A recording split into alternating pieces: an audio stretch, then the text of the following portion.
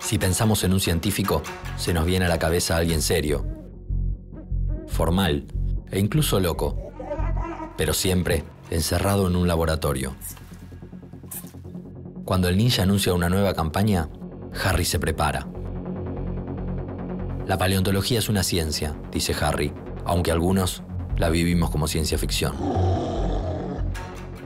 Porque estudiar dinosaurios es una rama de la biología, pero se parece mucho a una película de aventuras.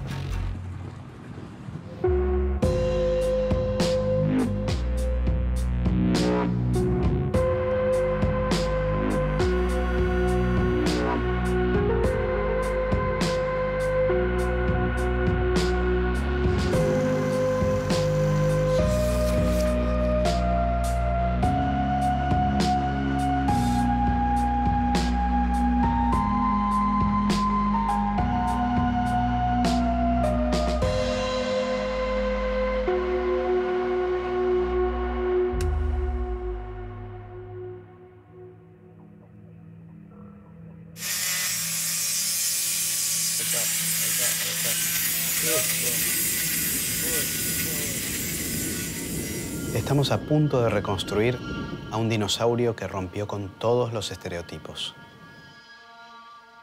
Siempre se pensó que los cuello largo eran todos iguales. Hasta que en el extremo sur de Sudamérica apareció Amargasaurus casaurus.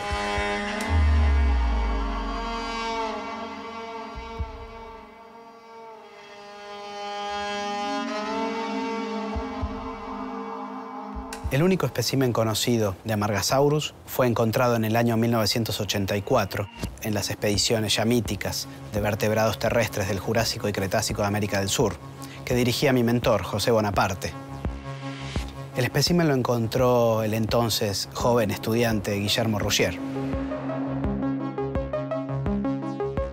The 1984 expedition is still, in my mind, the most successful field expedition that Bonaparte ever took, and perhaps the most successful field expedition I ever been part of.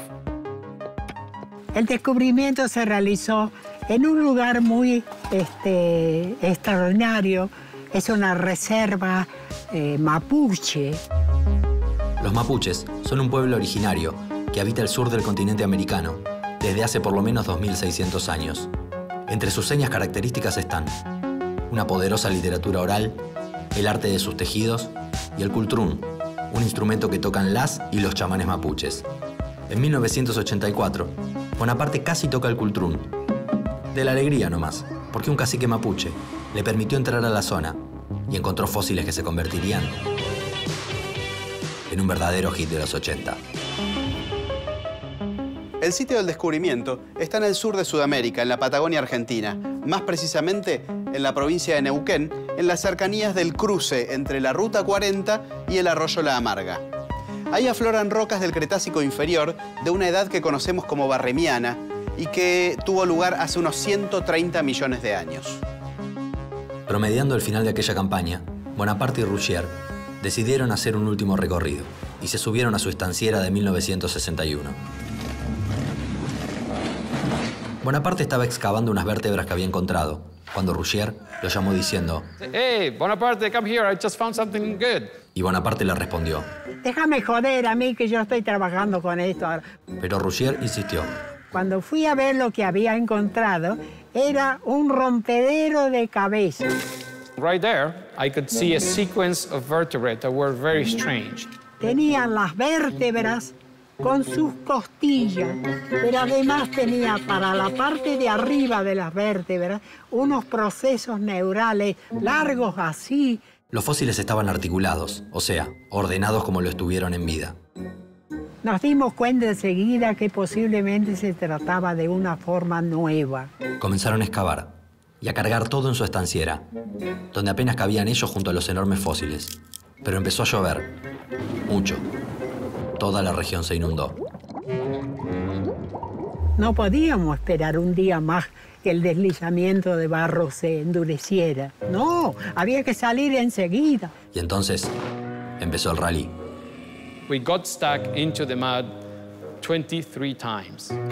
Tardaron unas 10 horas en llegar a la ruta. We didn't drink, we didn't eat. It was one of the hardest days in my life to get that damn Amargasaurus out of the quarry into the road. Lo peor parecía haber pasado, pero estaba atardeciendo, cuando Bonaparte notó que a Ruggier le pasaba algo raro. Y en una de esas empieza a temblar fuerte y se larga sobre mí. Bonaparte pensó que tenía sueño, pero no. Doing all that work with the truck, the tailpipe punched a hole through the floor of the truck, and I was spewing carbon monoxide inside the truck. Bonaparte lo sacó Ruggier desmayado de la estanciera. Pidió ayuda a un camionero que pasaba, y mientras él también sentía desmayarse, lograron llegar a un hospital. Ambos estaban envenenados, pero habían logrado su misión. Y así fue que sacamos los últimos restos de Amargasaurus, que resultó ser un fósil extraordinariamente novedoso. That was the specimen, Amargasaurus, not only that I found it, but it almost cost my life. And it's the only time in my life that I can say that, you know, I was really in danger.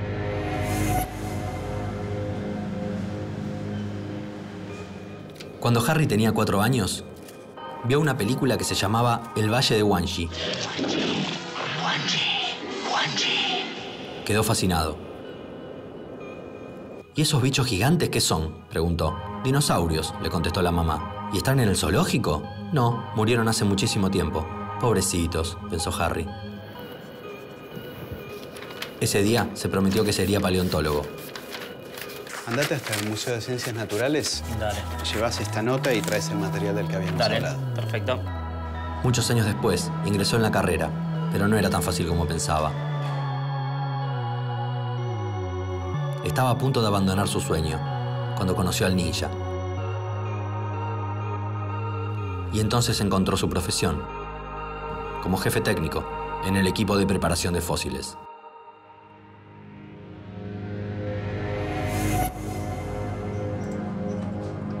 El hecho es que con intoxicación de dióxido de carbono o no, Amargasaurus llegó al Museo de Buenos Aires y inmediatamente se comenzó su preparación.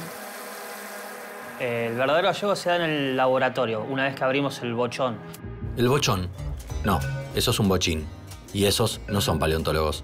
El bochón es esto: una estructura hecha con papel, tela de arpillera y yeso, que se construye alrededor de las rocas que contienen a los fósiles, para que estén protegidos durante el traslado hasta el laboratorio. Ahí es cuando vemos lo que tenemos en realidad. En el campo siempre tenemos una visión parcial. The spines were collected separately from the vertebrae because otherwise we would have to produce a jacket of very large dimensions. So what we did is we collected every set of spines separate from the body of the vertebrae. So we collected the vertebrae, we numbered that, and we numbered the spine, and then they were put together in the lab. Una vez que llega el bochón al laboratorio, comienza la preparación.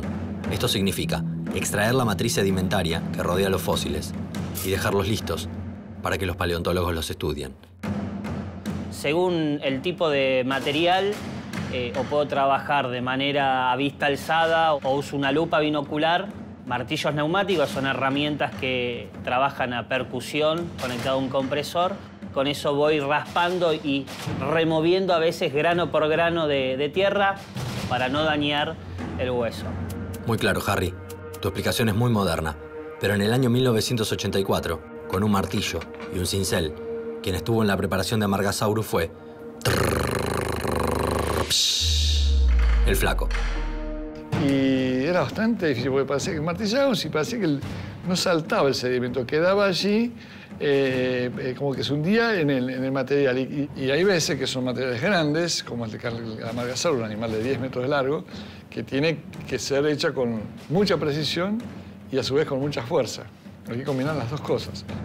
Todo muy claro, pero lo que nos estamos preguntando es, ¿qué resultados arrojó la preparación?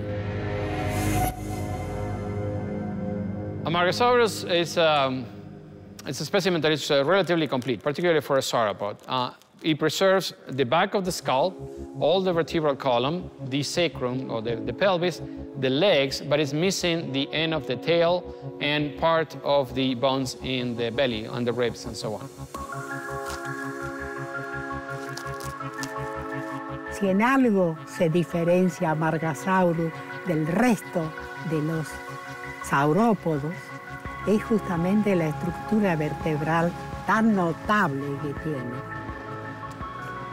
Es un saurópodo que como tal camina en 4 patas, un cuello largo, una cola larga, pero además de esto le tenemos que agregar la presencia de una doble hilera de espinas. Todas las cervicales y las dorsales, las vértebras, tienen 2 espinas largas. What is this? These are ribs going the wrong way? No, these are spines. So they were quite shocking. It was like nothing I have seen before, and there are only very distant parallels for an anatomy like that. En el Registro Mundial de Saurópodos hay unas 150 especies válidas y casi un 30% fueron descubiertas en Argentina, la mayoría en la Patagonia. Amargasaurus fue el primero de su grupo, los diplodocoideos, encontrado en Sudamérica. Sus únicos parientes conocidos venían de Tanzania, en el continente africano. El género de África ha sido aproximadamente unos 5 millones de años más antiguo que el Amargasaurus del Cretácico inferior. Y ese espacio de tiempo se revela en las cualidades vertebrales que tiene. Son más largas las espinas neurales. Esas espinas rompen con todo lo que pensábamos de los dinosaurios saurópodos. Pero esas espinas eran internas o externas en su cuerpo. ¿Y para qué carajo le servían? Ninja, ¿por qué la vehemencia? Vamos a calmarnos y a preguntarle a su descubridor. Seguramente se le servirían como defensa. Con las espinas neurales del cuello y las costillas cervicales, tenía un cuello tremendamente alto, grueso. Difícilmente podía ser atacado por otros carnívoros. José Bonaparte y Leonardo Salgado, él, investigaron los fósiles e hicieron una publicación en 1991, diciendo que las espinas funcionarían como defensa. Pero el ninja tiene otra idea. Bueno. Eso es todo lo que dice sobre la función de las espinas. A veces las afirmaciones en ciencia, acá falta mucha tela por cortar, abren más preguntas de las que cierran. Ese es el caso de la afirmación de Salgado y Bonaparte de que las espinas de Margasaurus servían como un mecanismo de defensa. As scientists, we have to try to ask as many questions as we can. However, we don't need to answer all those questions. We should answer those questions that can be answered. In order to really do science, we have to have some evidence that can be tested for that question. So to try to falsify statements about how Amargasaurus used their spines is going to be very, very difficult. Se supone que nuestro trabajo como paleontólogos termina en la descripción de un animal muerto hace mucho tiempo. Pero dinosaurios como Amargasaurus generan una enorme cantidad de preguntas. Yo quiero saber cómo vivía Amargasaurus.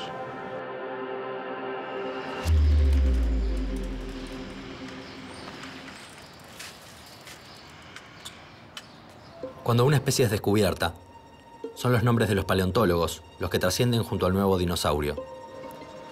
Pero esos descubrimientos encierran también trabajos desconocidos, como el de Harry, por ejemplo. Que dicho por él, se encarga de todo. De Harry depende el presupuesto de las campañas, la movilidad e incluso la comida, además de la extracción de todos los fósiles que son encontrados, claro.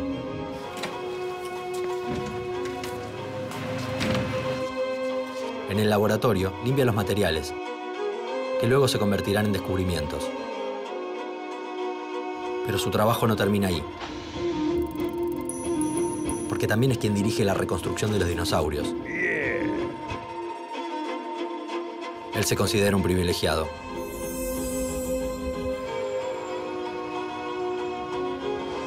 Porque es una parte fundamental en el dar a conocer materiales novedosos a nivel mundial.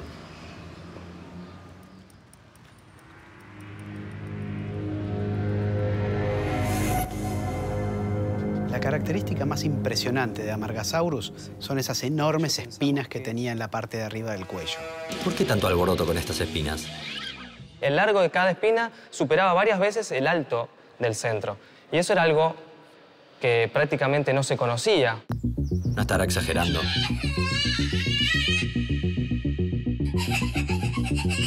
I don't know any other animal with spines on the vertebrae like this. As far as I can tell, there's nothing alive that is a good model for that. Ok, me retracto. Volvamos al problema entonces. Y esto, bueno, llevó a que se generen diferentes hipótesis de para qué o cuál es la función que habrían tenido esas espinas. To answer accurately that is probably very hard. Precisely would require to travel in time, and we cannot do that yet. So what we need to do is just to figure out what are the possible explanations for that. Nosotros sí podemos volver en el tiempo. Hasta 1991, por ejemplo, cuando Bonaparte y Salgado propusieron que esas largas espinas podrían haber sido utilizadas como defensa. Algunos investigadores han hecho interpretaciones adicionales, pero aparentemente la posibilidad de que sean defensas debe tener una prioridad o una significación mayor. Si esto fuera así, Amargasaurus debía reclinar su cuello hacia adelante y apuntar con esas largas espinas a los depredadores. Podemos ver que los cuerpos vertebrales de Amargasaurus están firmemente unidos a las espinas neurales. La exposición provocaría la rotura de esas espinas y entonces un problema de septicemia, de infección del animal. En 1997, Jack Bailey propone que las espinas habrían sido el soporte de una joroba, como las de los bisontes, o como las velas del Dimetrodon, un antiguo pariente de los mamíferos. Ambas estructuras cumplen la función de controlar la temperatura interna del organismo. Gregory Paul, en el 2000, propuso que esto no podría ser porque justamente las espinas de los bisontes son chatas. En cambio, las de Amargasaurus son de sección circular, es decir, una estructura completamente diferente. Repasemos. No eran para atacar, porque se podrían quebrar. No eran para sostener una joroba, ni tampoco una vela, porque las espinas no son chatas, sino circulares. ¿Y entonces? ¿Para qué carajo le servían? Ninja, por favor. Esto es un programa apto para todo público. Gallina, ¿podrías decirnos algo más diplomático? En el 2005, Oliver Rauhut y otros paleontólogos describieron al Brachytrachelopan, un pariente cercano del Amargasaurus. El Brachytrachelopan, que no es el 5 de Grecia, también tenía espinas. Un problema es que las espinas de Brachytrachelopan parecen estar incompletas, pero sin embargo apuntan hacia adelante. Es como si fuera un rinoceronte con muchos cuernos. Y Amargasaurus es el pariente más cercano de Brachytrachelopan. Entonces no sería nada raro que las espinas de Amargasaurus sean externas y sean como cuernos. ¿Cuernos? ¿Así? ¿O así? Ninja, ¿en qué estás pensando?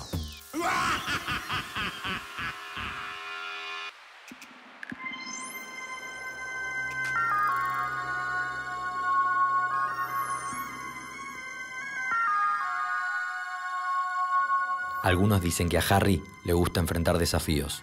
Otros, que es el espíritu del equipo. Y otros señalan que a veces es un poco distraído. Eli, escúchame, estoy en la puerta de la uni, no puedo entrar, estoy con una caja. ¿Pueden bajar a avisar a los chicos? ¿Podés? Dale, dale, buenísimo. Gracias, hasta luego. Cuentan que su primera campaña casi se convierte en la última. ¿Te acordás, Harry? Cuando el ninja casi te come crudo. ¿Porque habías pisado un fósil? Harry prefiere describirse como alguien de temperamento fuerte, perseverante y meticuloso. De hecho, dice que eso es su talón de Aquiles. Otros van a decir que tiene un poco de mal genio. No. Lo cierto es que Harry siempre se las arregla para levantarse de cualquier tropiezo. Y cuando está en problemas, todos se proponen para ayudarlo.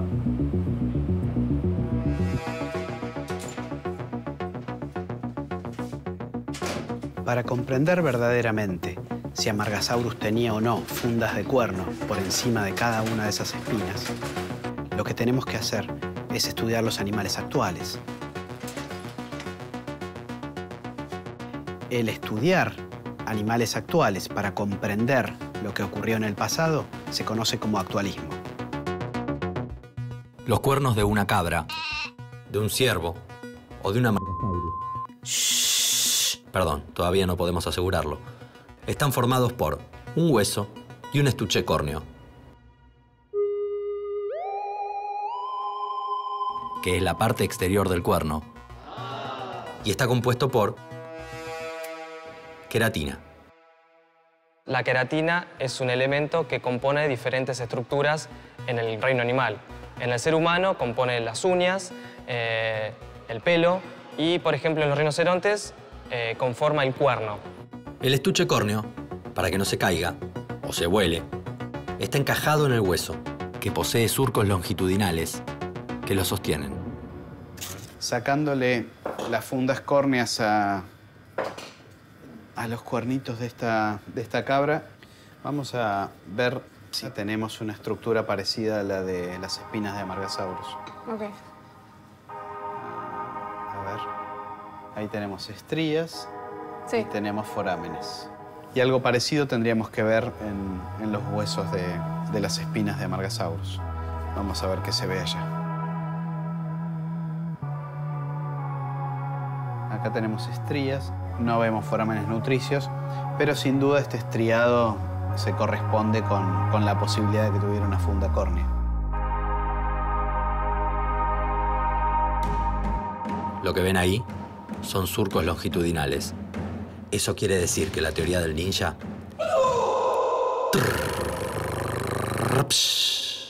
es válida. Los surcos en las espinas de Amargasaurus nos dieron una respuesta. Tenía cuernos, y esos cuernos le servían como defensa. ¿Qué? ¿Entonces Bonaparte tenía razón? Pero ¿cómo se defiende un animal que no puede usar esas armas para embestir? Eso es lo que queremos saber, ninja. Amargasaurus tenía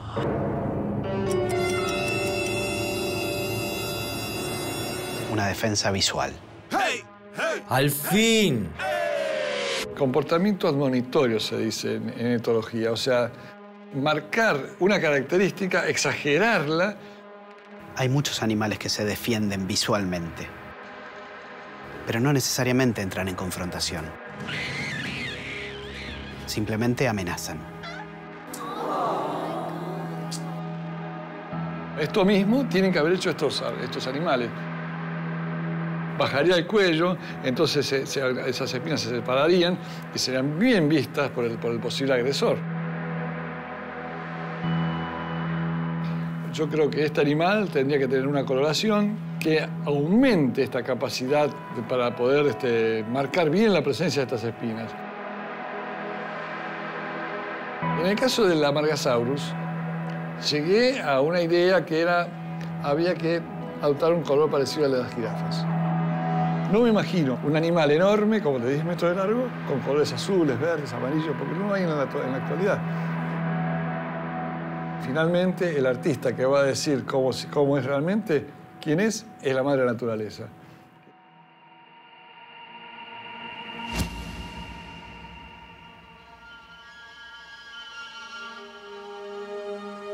Todas las películas de aventuras tienen carreras contra el tiempo, villanos, seres extraños y, sobre todo, héroes, que son los que luchan contra todo obstáculo para lograr su travesía. Aunque algunos digan que Harry puede ser un villano o incluso un ser extraño, nadie puede negar que siempre hace falta alguien que viva la paleontología como un niño que juega a ser un héroe. La perseverancia es lo que hace de Harry un excelente técnico.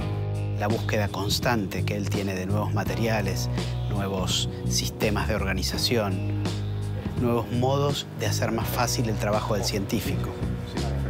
El trabajo de moldería y de reconstrucción es un trabajo que lleva su tiempo, porque estamos trabajando muchas veces con materiales únicos. El trabajo de reconstrucción tiene 3 pasos. El primero es hacer los moldes. Sacamos, correlo. Una vez que están hechos cara y contra cara del molde, se hace el llenado del molde, que usamos normalmente poliuretano expandido. Uy, acérquenme el más. Segundo paso es pintar las copias. Trocito. Con el mismo color que tiene el hueso descubierto. Y el último y tercer paso es el montaje de todos los huesos dentro de una estructura de hierro.